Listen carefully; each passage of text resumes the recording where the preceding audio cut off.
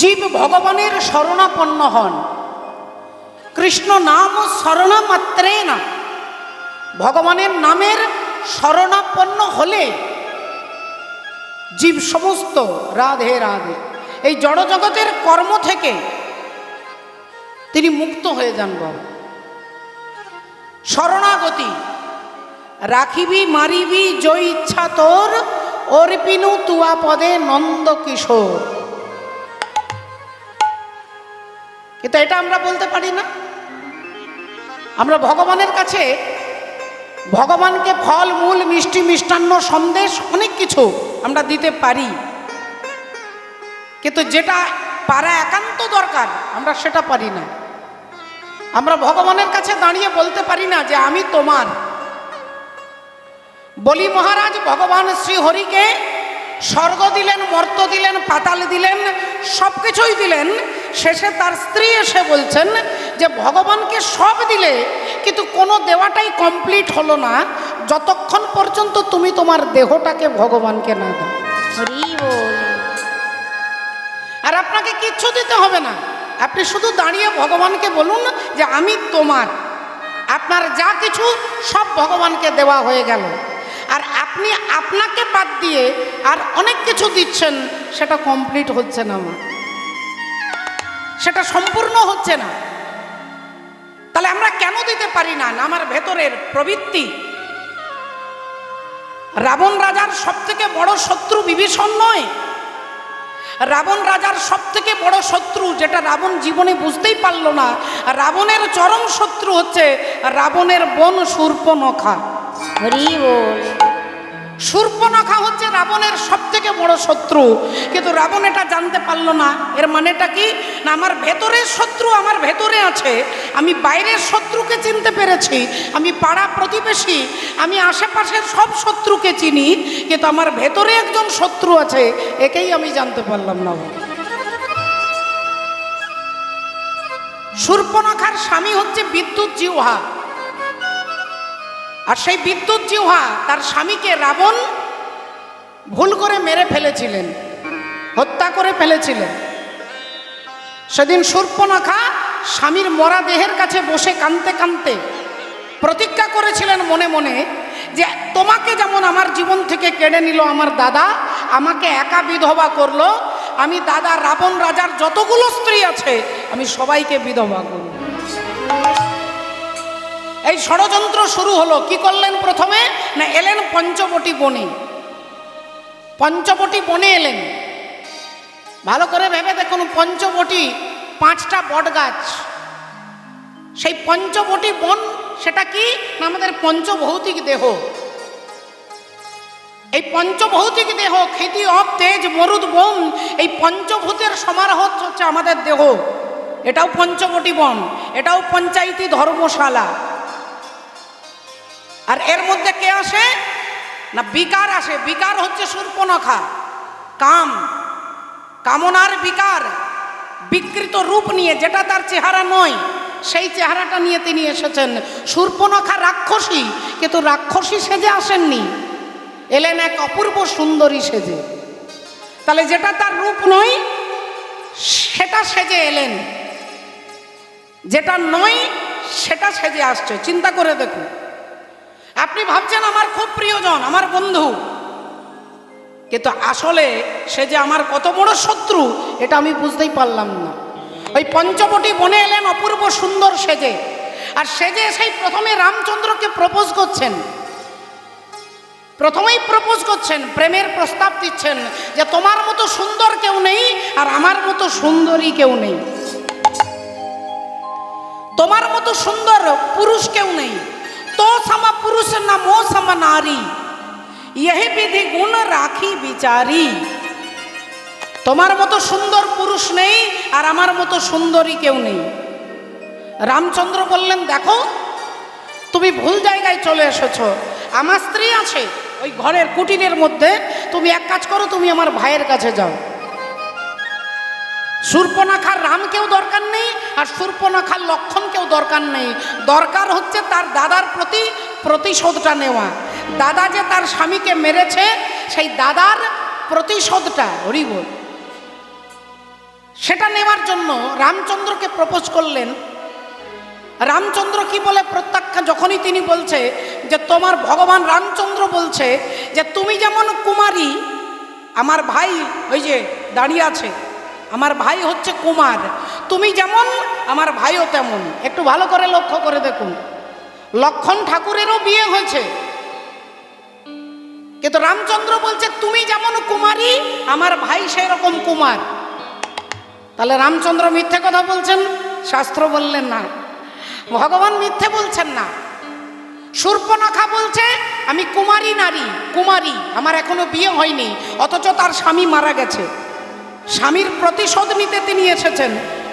ইনি এসে মিথ্যে কথা বলছে যে আমি সুন্দর কুমারী নারী, আমি তোমাকে বিবাহ করতে চাই।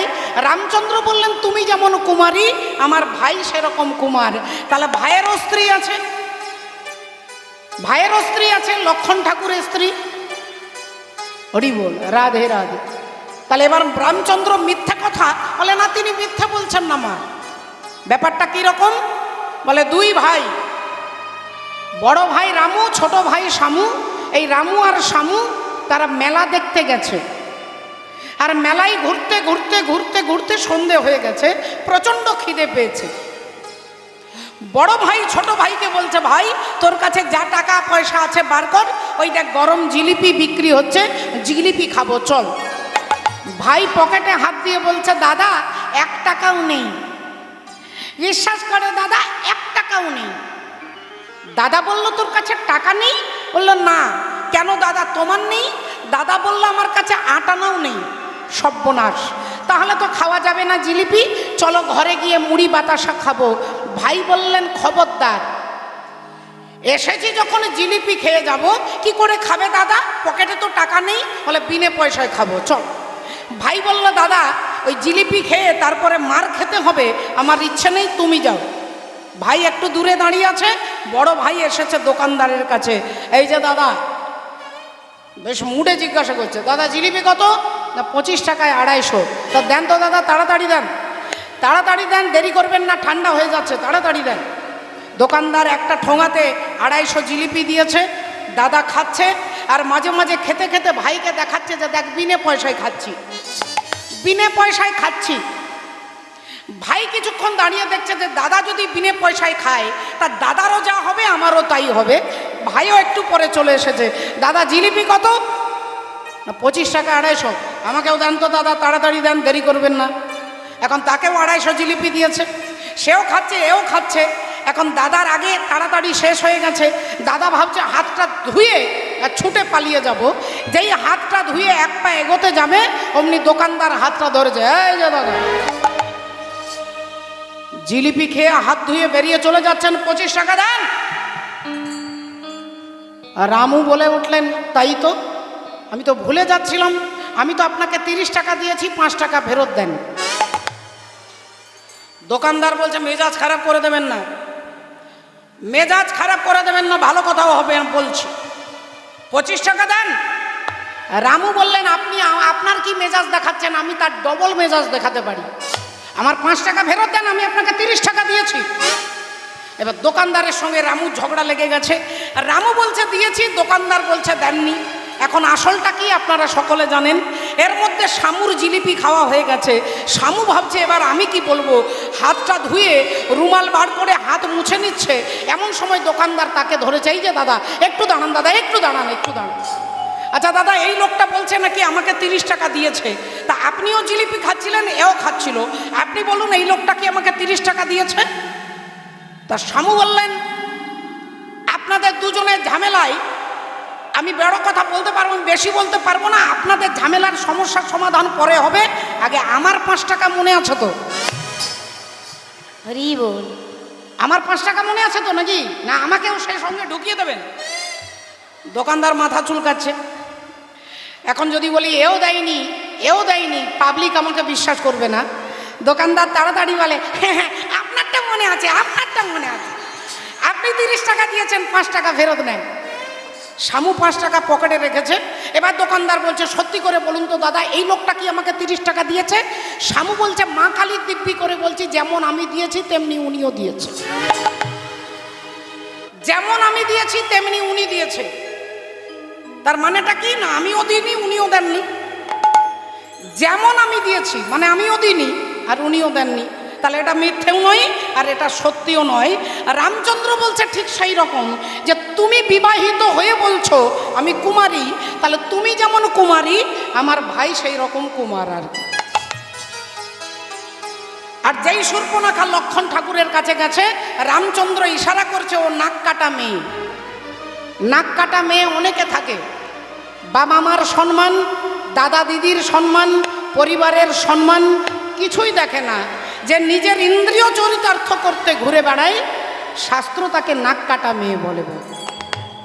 তাই নাকটা কেটে দাও, ভাইকে ইশারা করছে। আর লক্ষণ ঠাকুর সঙ্গে সঙ্গে নাক আর কানটা কেটে দিলেন। অমনি শূর্পণখা রাবণের কাছে গিয়ে দাঁড়ালেন, যে তুমি থাকতে তোমার বোনের এই দুর্গতি। রাবণ বললেন কে করেছে?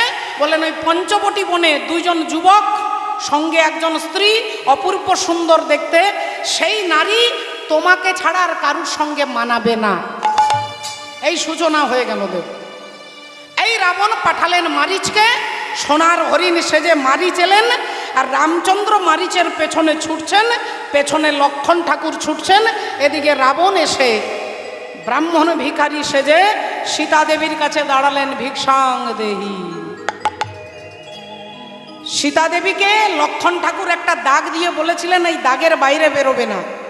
মা সীতা বললেন আপনি একটু এগিয়ে আসুন, আমি একটু এগিয়ে যাচ্ছি, আপনি দাগের ভেতরে আসবেন না, আমি দাগের বাইরে যাব না, আপনি এখান থেকে ভিক্ষাটা নেন। রাবণ চিন্তা করছে দাগের ভেতরে আমি যেতে পারবো না, কারণ ওই দাগের মধ্যে 440 ভোল্টের কারেন্ট দেওয়া আছে,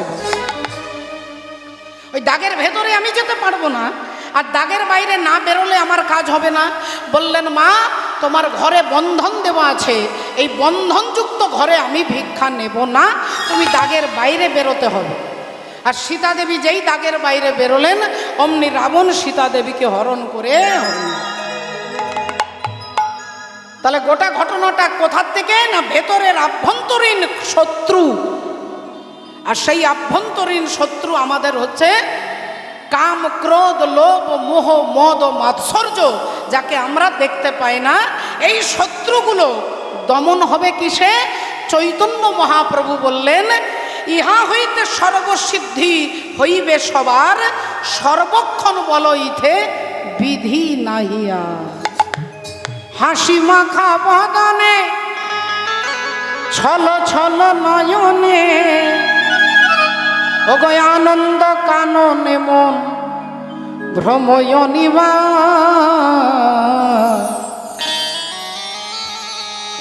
একবার হরি বল মনে রে আমার, একবার হরি বল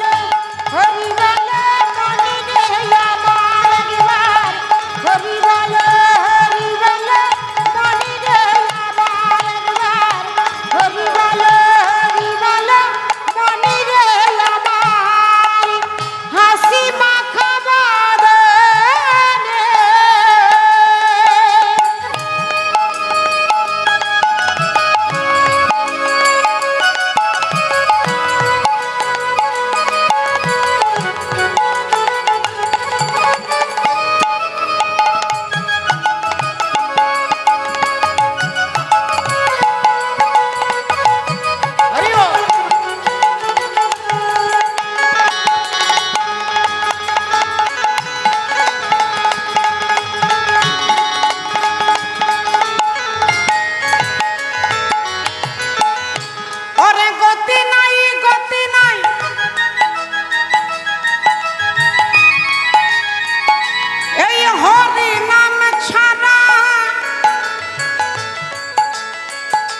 কণ্ঠ ভরিয়া গাও হয়ে আত্মহারা।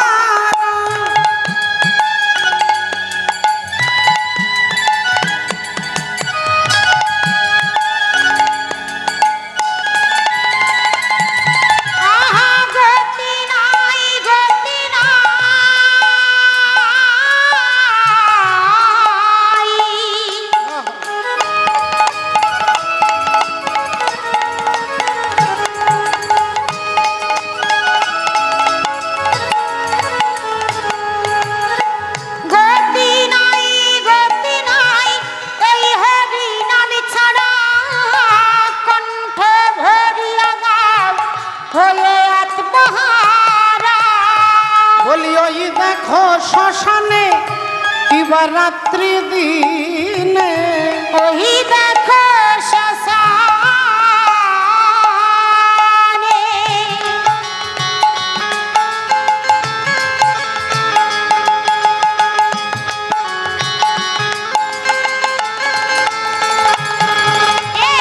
ওই দেখো শ্মশানে কিবা রাত্রি দিনে ওগো পুড়িতেছে মানুষের কত অহংকার। হরিবল হরিবল মনে রে আমার একবার, হরিবল হরিবল মনে রে আমার একবার, হরিবল হরিবল মনে রে আমার একবার, হরিবল হরিবল ও মনে রে আমার।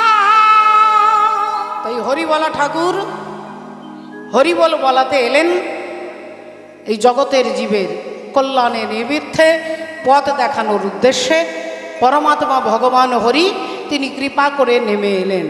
রাধে রাধে। মাননীয় ভক্তমণ্ডলী, ভক্তিমতী মায়েরা, আসুন আজকে দেখুন কলিযুগ পাবন অবতার যেমন তিনি এলেন কলিযুগকে ধন্য করবার জন্য, তিনি যখন দাপর যুগে এলেন, দাপর যুগে এলেন ভক্তের কাছে ভগবান এসে ধরা দিলেন। তিনি এলেন কোথায় না কংসের কারাগারে।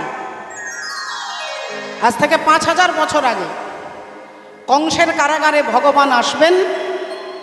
তার পূর্বের ঘটনা কি ঘটল এ ঘটনা জানতে গেলে যেতে হবে মথুরার রাজা কংস সারা রাজ্যে ঘোষণা করেছে, আমার রাজ্যে কেউ ভগবানের নাম বলবে না।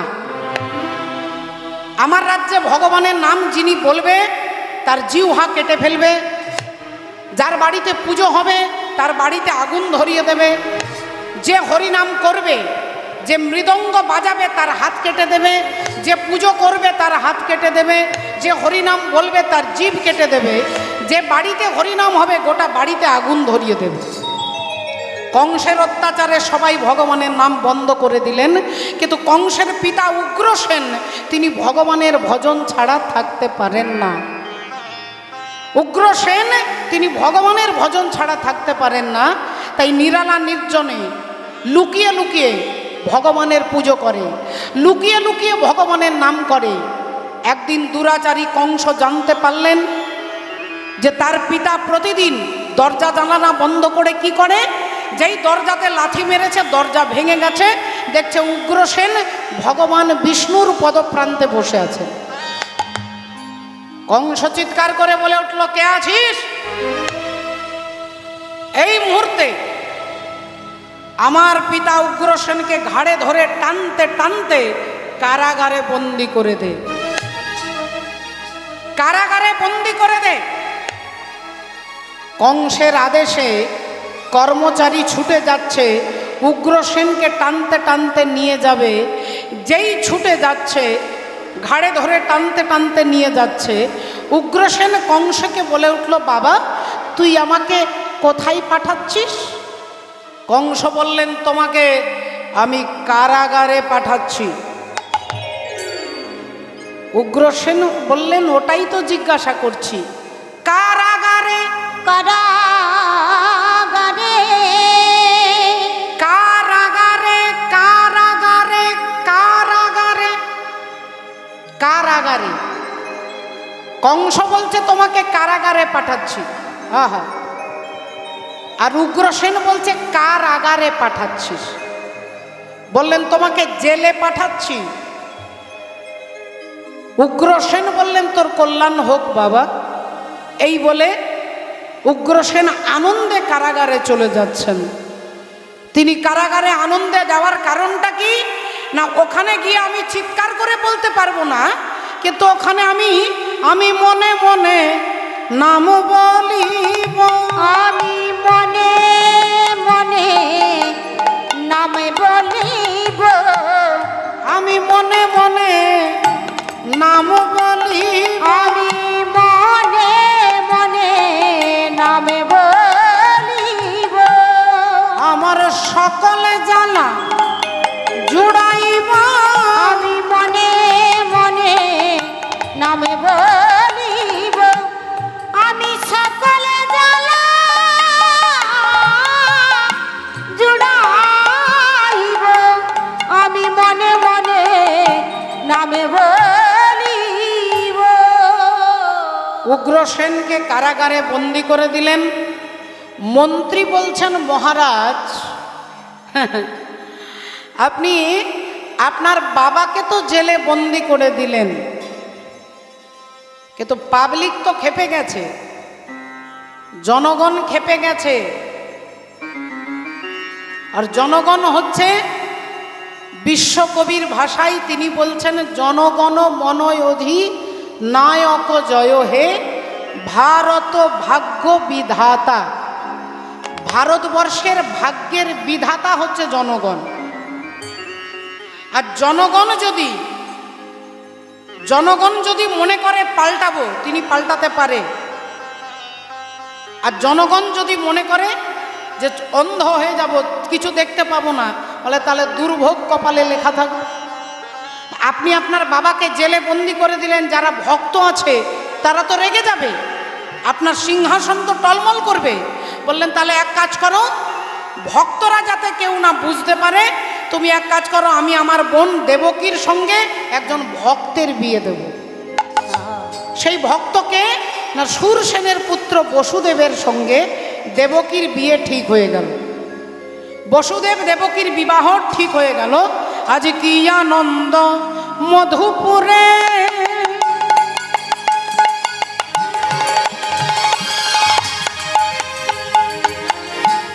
কি আনন্দ মধুপুরে,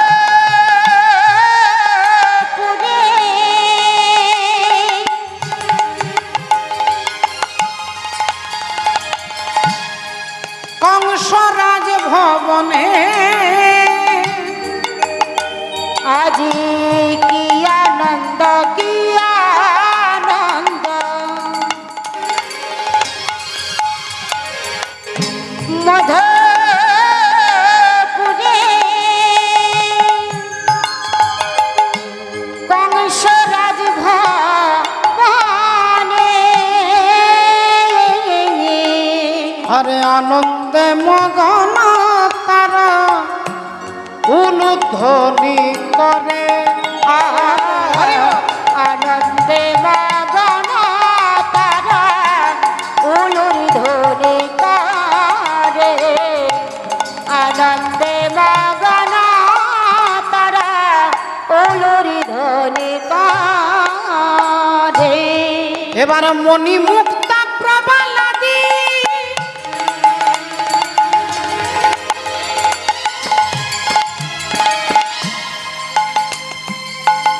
অগপরশ পাঠ তাহা দেখি বসুদেবের বিশুদ্ধ অন্তর। আহা তাহা দেখি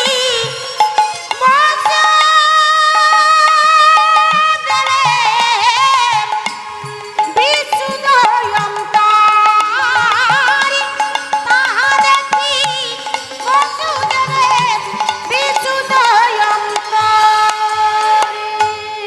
সোনা দানা হিরে মণি মাণিক্য দিয়ে, হাতি ঘোড়া পালকি দিয়ে বোনের বিয়ে দিল। কার সঙ্গে? দেবকীর সঙ্গে বসুদেবের বিবাহ ঠিক হয়ে গেল, বিয়ে হয়ে গেল। বোন সকালবেলায় শ্বশুর বাড়ি যাচ্ছে, দাদা কংস কাঁদতে কাঁদতে বোনকে আর ভগ্নিপতিকে সোনার রথে বসিয়েছে। এখন বসুদেব দেবকী সোনার রথে বসেছেন। আজকে কিন্তু রথটা চালাচ্ছেন কে? না, রথটা চালাচ্ছেন কংস। আপনারা সবাই জানেন মা, যে গাড়ি ভালো না হলেও চলবে, কিন্তু ড্রাইভার ভালো হতে হবে। হরি বল। ড্রাইভার যদি ভালো হয় গাড়ি ভালো চলবে, আর ড্রাইভার যদি গন্ডগোল হয় তাহলে গাড়ি তাহলে গন্ডগোল হবে। অর্জুনের রথের সারথি হচ্ছে ভগবান কৃষ্ণ, তাই অর্জুনের রথটা ভালো চলেছিল। আর আজকের ড্রাইভার কে? না, দুরাচারী কংস। কংস রথটা চালিয়ে নিয়ে যাচ্ছে, ঘড় ঘড় করি রথ ধাইয়া চলিল, ঘর ঘর করি রথ ধাইয়া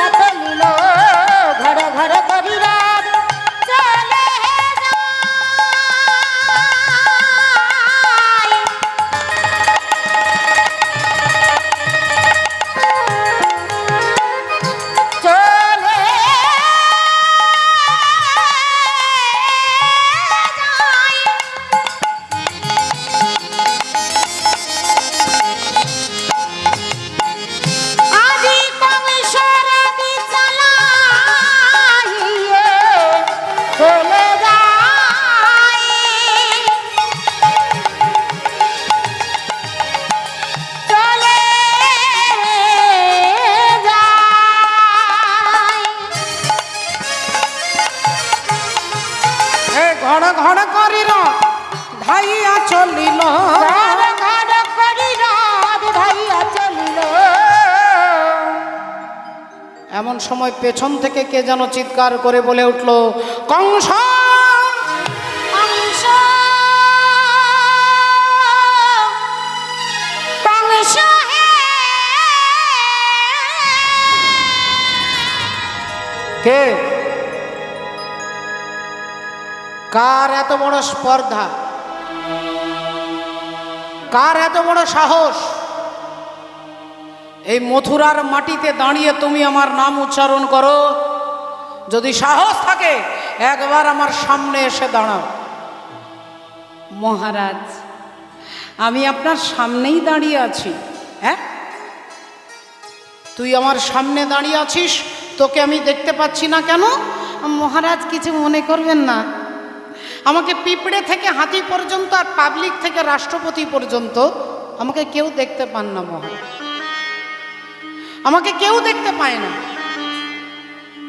কি নাম তোর? আগে মহারাজ আমার নাম নিয়তি। ভাগ্য, ভাগ্য নিয়তি।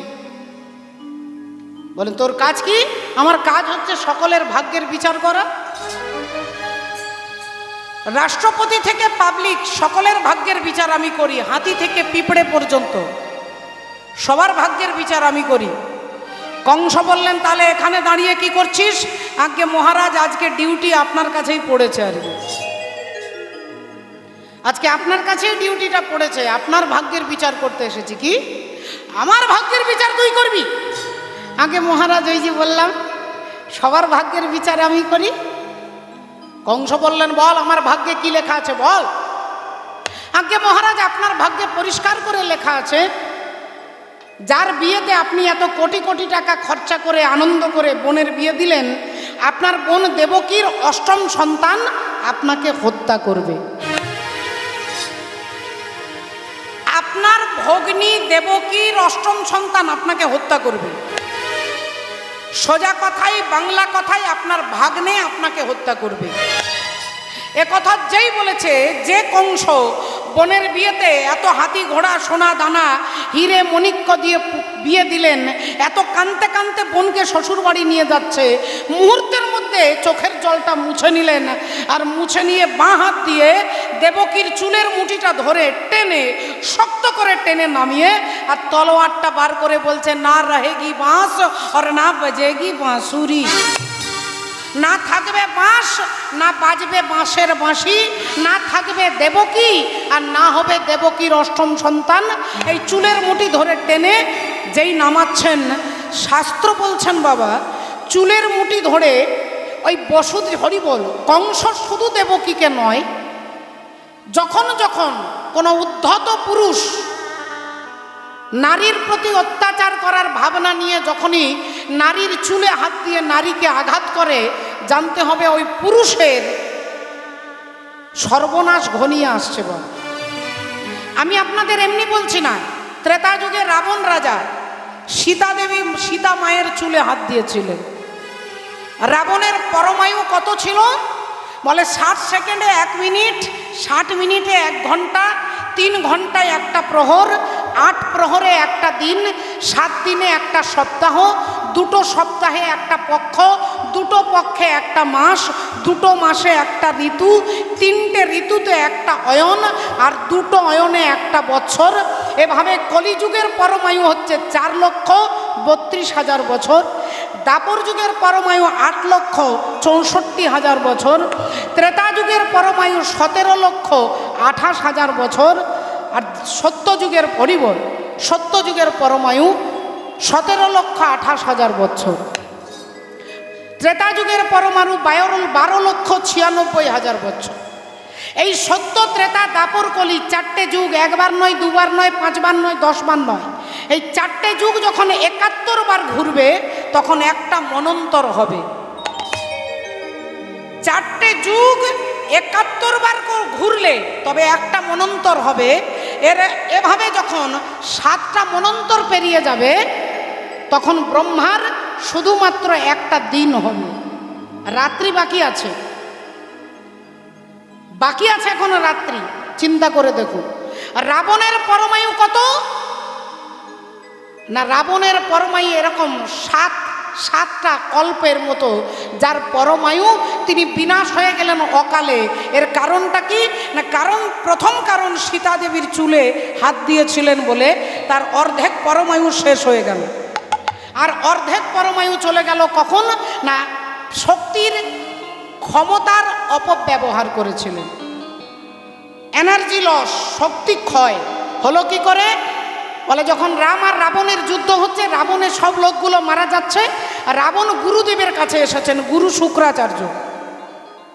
শুক্রাচার্য বিদগ্ধ পণ্ডিত। গীতাতে ভগবান কৃষ্ণ দশম অধ্যায়ে বলছে যে আমি জ্ঞানীদের মধ্যে আমি শুক্রাচার্য,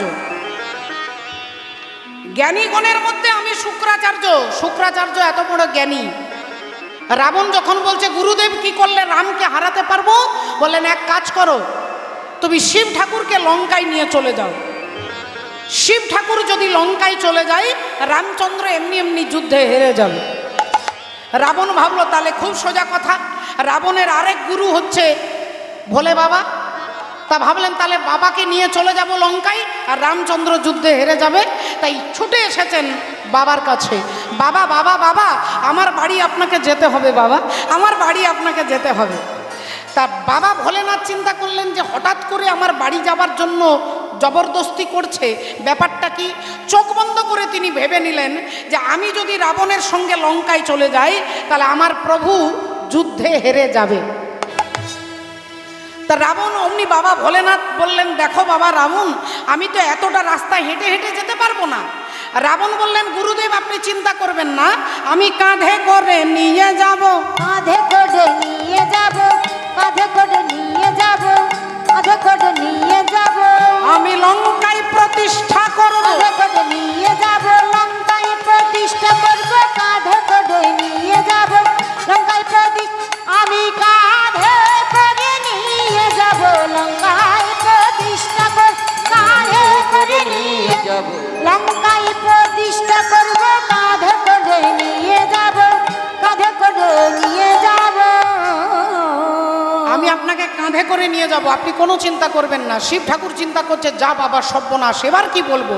বললেন, দেখো বাবা রাবণ, তুমি তো আমাকে কাঁধে করে নিয়ে যাবে, তা রাস্তায় যদি ভারী লাগে, যদি আমাকে রাস্তায় নামিয়ে দাও, যেখানে নামাবে আমি কিন্তু সেখানেই থাকবো।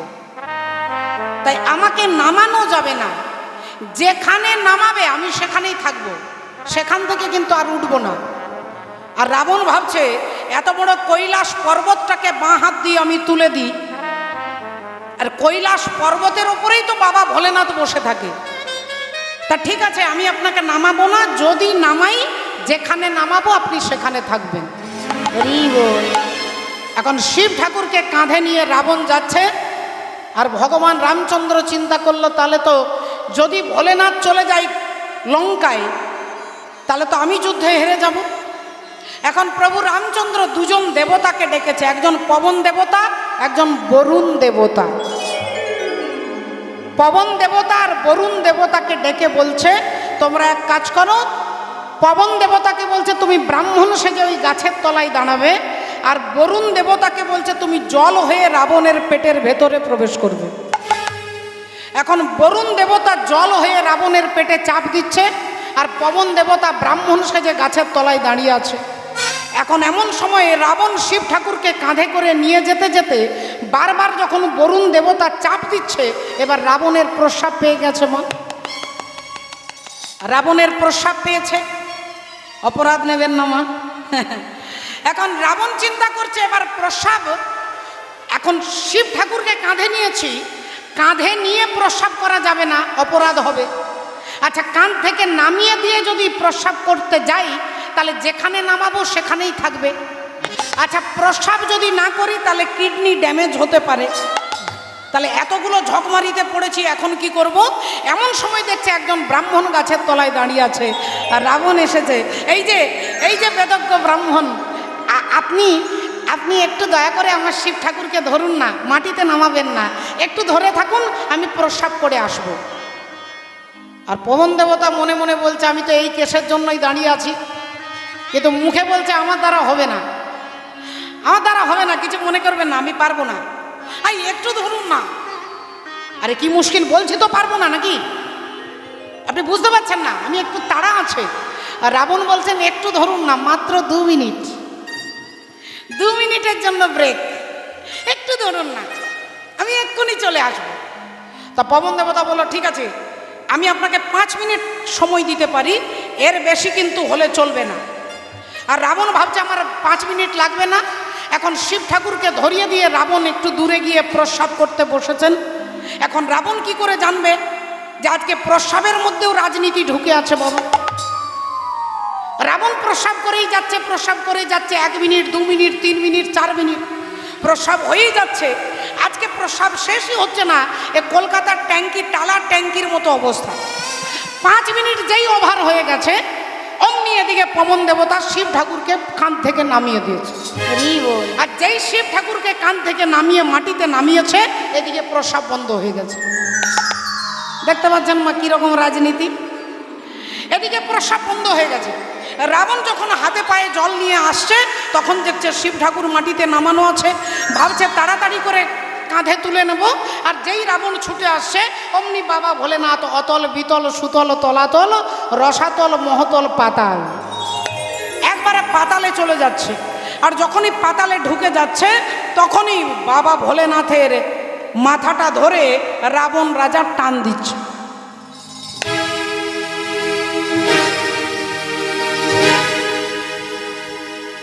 জোর করে টেনে তুলবার চেষ্টা করছে, কিন্তু কিছুতেই চলতে পারছে না। শিব ঠাকুর পাতালে চলে গেছে। পাতাল থেকে মাথাটা ধরে টানতে টানতে এই পৃথিবী পর্যন্ত তিনি তুলে বার করলেন, কিন্তু কাঁধে ওঠাতে পারলেন না।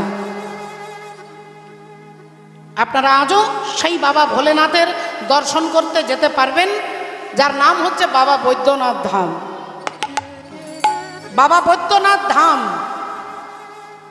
সেই বাবাকে রাবণ পাতাল থেকে টেনে তুলে বার করেছিলেন, কিন্তু কাঁধে ওঠাতে পারলেন না। কেন? না রাবণের থেকে কার ক্ষমতা বেশি? না ধর্মের ক্ষমতা বেশি।